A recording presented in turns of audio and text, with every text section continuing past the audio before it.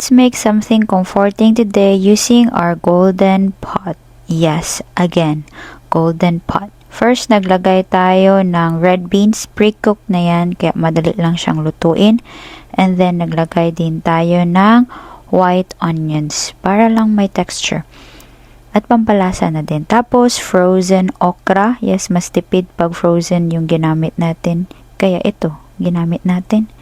At, yun lang. Lagyan lang natin ng asin and ready na ang ating comforting soup at nilagyan din pala natin yan ng spring onion.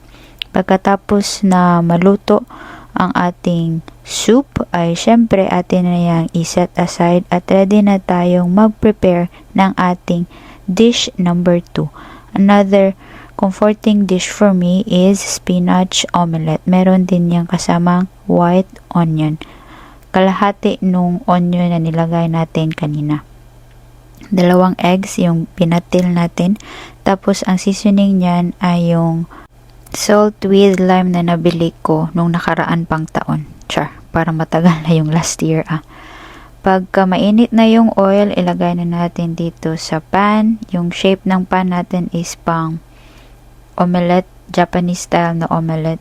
So medyo nahirapan ako dito kasi hindi ko naman talaga gamay ang ganitong pagluto ng itlog. Pero practice pa lang din tayo. And then, satisfied naman ako sa result niya.